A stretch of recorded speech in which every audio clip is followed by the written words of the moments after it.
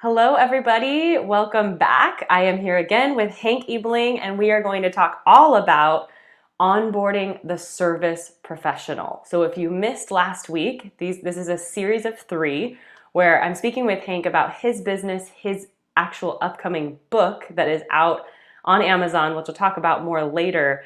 But if you missed our first episode, watch this one and then jump back on the first one where we introduce Hank, we introduce his book, we introduce his business, H4 training, and I'm going to introduce him again, but I have to say that today is all about onboarding the service professional. So it's easy to, well, it's not easy to, but we had discussed earlier how important it is to create this service mindset as an owner or a manager or a leader or instructor or trainer.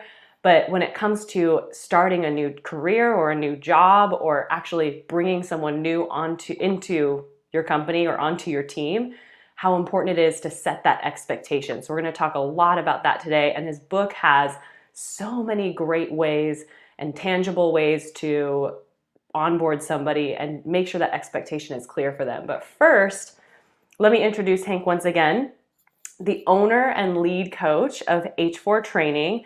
The training systems have helped countless members and participants in his facility and before his business, and to really help people become the best shape, get into the best shape of their lives.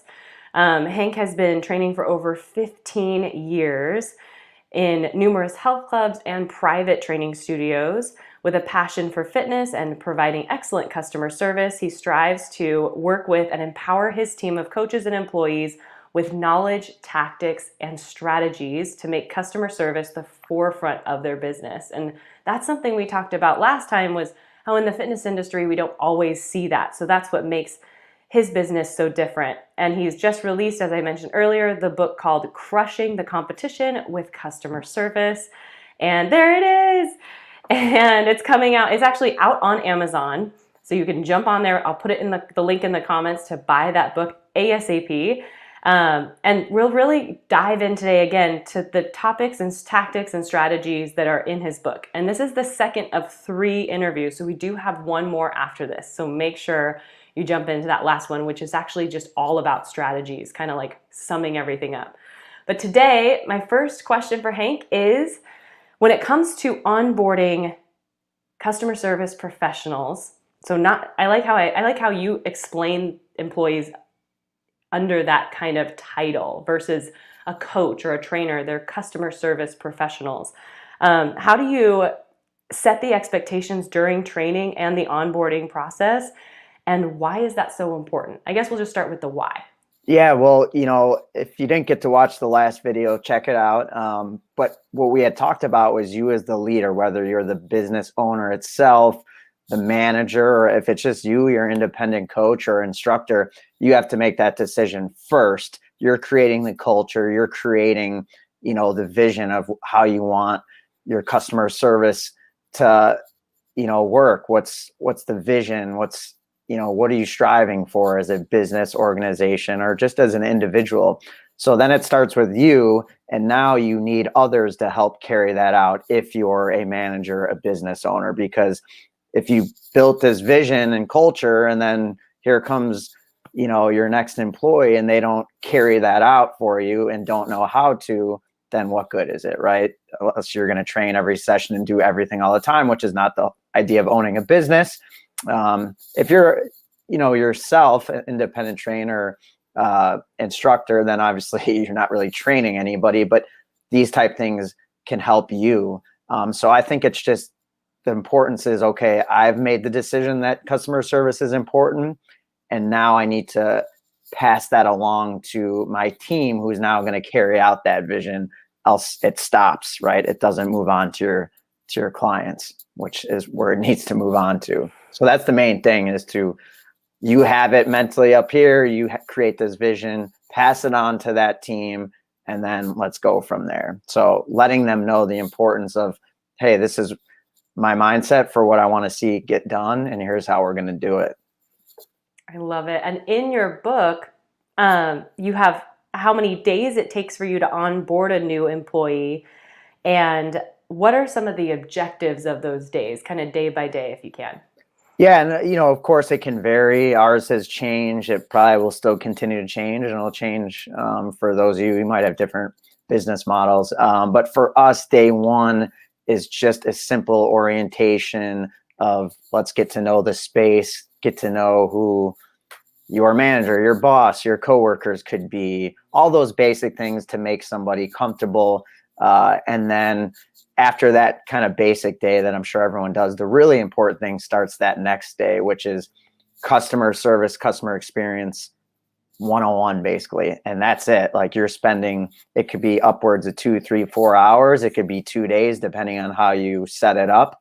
But for most people in the fitness industry, when we give them that information, we give them a binder and we go through everything, it's kind of like, wait, what?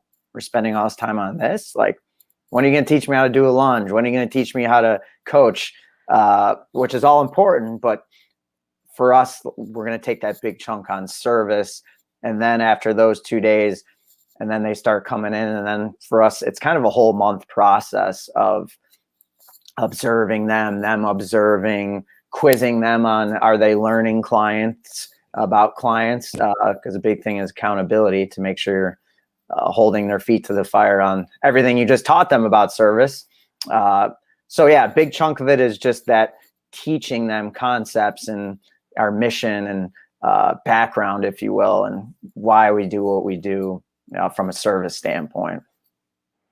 I love it. And then really I'm sure you talk about this in your book as well, is the interview process and how you really, when you know you've found that person, what are some of the things that you maybe hear people say when they're in the interview, or that have really triggered you to go, okay, this person is going to do well here? Yeah, I think, and maybe by now everybody knows this, or maybe you don't, or you just need to hear it again, but you should never really hire off just strictly skill, right? Because that can be taught. I can teach you how to be a coach and coach a lunge for the most part. That's not that hard, but I can't teach you to be a good person. I can't teach you to be a people person, to care. All those things seem like assumptions, but they're not. So, they always say hire off traits, not skills, because you can't really train and coach up traits. So I think that's number one. Don't be caught up in, wow, look at Stacy. She has 6 certifications and she's been training for 10 years. Well, definitely got to hire her. Those things are great, very important, but let's look at the traits first. Is this somebody, I don't want to say moldable, but somebody that you can kind of work with, teach, and then, hey, I can get to the training aspect of it, how to squat and all those things down the road. That's easy, right? But I can't fix those other things. So I think that's the biggest key, is to look for the traits. What we do, we talk about in the book, is creating like an ideal team member profile, if you will. So whatever position you're looking to fill, if it's an instructor, here's a little bit of what I'm looking for. Like if it's a personal trainer, if it's a manager, if it's a front desk, create that ideal team member profile and then kind of hire off of that. And the best place to look for how do I write that is look at your existing team if you have one. And I say, you know what, Stacy's a rock star. I want all my other instructors not to be clones, but to do those things and be like that. This is what she is. And then that's how I'm going to look to hire. And if you don't have That is anybody so right now smart. in terms of an employee standpoint, just think, what would that person look like? How would they act? What would they have certification wise, personality wise? And then write those things down, and that'll help you when you are in that hiring process. Okay, this is what I'm looking for, versus, yeah, sure, maybe this person's going to work. For sure, this is what I want. I love that. And I love that you said the word moldable, really, because it sounds like your team and you are working together to identify how you can always improve how you're providing that great customer service experience, and having a moldable team that can roll with all that comes with the fitness environment and what we're experiencing even this year. I think that we talked about in our last interview the foundation that you needed to set for great customer service to keep your members or your participants, but also the employees who know they can trust you because you're consistent in your hires and your onboarding. with setting that expectation of great customer service. So everyone's on that same page and in agreement, like you said, of who those people are, who are good coaches, who are good front desk staff, facility operations staff that are going to all work together. There's never that like, oh, that's their job, not my job. Exactly. Super important. And, a big thing is in that initial interview too, is being forthcoming with the whole customer service as a priority. Like, hey, Stacy, listen, like we're all about service here. Yes, the training's important, but that comes second to us. I just want to let you know, like, that's the number one thing we care about is how you're going to treat clients. End of story. So right off the bat, oh, okay, like this is serious. This is what the importance is for them. So I think you just got to set the standard from that very beginning, just to put it in their mind. I love it so much. And then this is definitely, these are huge notes that I noticed that stood out to me in your book of what are some must-dos and never-dos that you set for your employees. Again, it's a great way to set up that expectation, but I loved some of the examples that you gave in your book. Yeah, and again, I think we might have talked on our first video, customer service, this isn't rocket science, right? It's not, we're building, code for, websites and things like that, but it's just repetition and priority. And some of the nevers and always to some of our new hires could be kind of like duh moments. Like, of course I'm going to do that, but do they, is it always an importance? Are you constantly bringing it up? And for us, some of the nevers, right, are a staple in hospitality, which is never at a point, right? Stacy, do this. Stacy, let's go over there. Lead with the hand. It's something so simple, but it makes a difference. Not saying the word no, yeah, no, you can't do that exercise. No, we don't have a class at that time. It might be a no, but you want to phrase it or think about a way that you can make it happen for you. Stacy, I'm sorry, actually, our 6 this week isn't an option, but I do have a 4 and a 5 for you. Would that work? So it just, I'm pretty much saying no, but I'm saying it different. I'm giving you options. So we don't want to say no. Another thing is to not overshare. It is about the other person, not us. So we're not just spewing what went on in our life and negative things. So those are some of the nevers. And then another thing on there too is to never just push off blame on anything. Oh, it wasn't me. Oh, we didn't do it. It must have been somebody else. It was probably the other instructor. It was probably the other manager. So never want to shift the blame.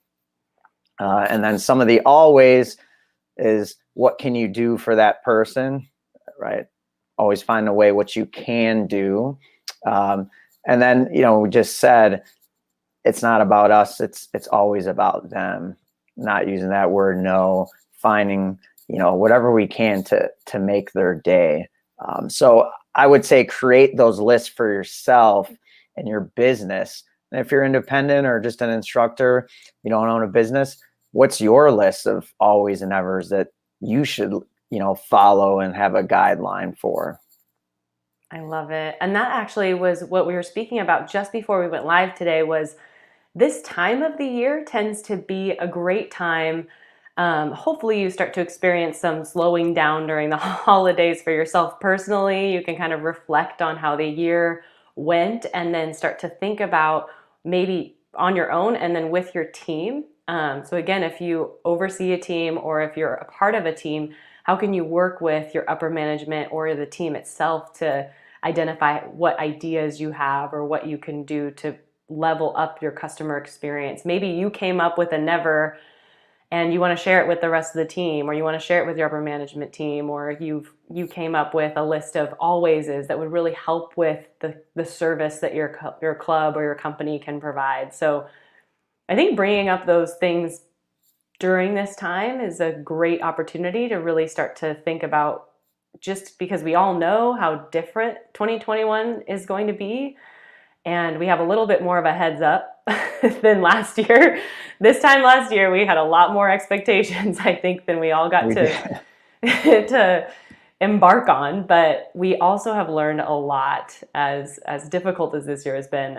So hopefully you can start to really repackage everything you have learned, see 2021 as an opportunity to take this great information that I so appreciate Hank providing to all of us and run with it. So I am for sure going to put the link to his book in the comments of this video, and you need to snag it as soon as possible. Leave a great raving review because it is an awesome book, really quick to read, really helps, really important for you to read it right now before the new year, right? And we Yeah, have, and the ebook's yeah, up there. The paperback, we had a little snafu there. It'll be up any day now, but the ebook's up there for 99 cents. So go ahead and snag yeah, it. But I'm glad you brought up the point about the meeting, because actually we're having our end of the year meeting as a team tomorrow, and that's what we're going to cover, right? What did we do well from an experience standpoint, customer service? What can we improve on next year? And I think, as we end here in this conversation, something we haven't brought up yet, which is the continued accountability. So it's great if you have the vision, it's great if you hire the right person, you train them right, but if you don't keep them accountable, it's not going to stick with them. If you talk about it on day 1, 2, and 3, and then you don't talk about it ever again, the importance there, they don't really see it as a priority, and it starts to fade. So it has to be every team meeting as much as you can, when you have one-on-one meetings at the end of the year, and then reward instances that stood out. So like tomorrow we'll talk about things that stood out throughout the year. Hey, love so and it. so did this, so and so did that, and the effect it had on our clients.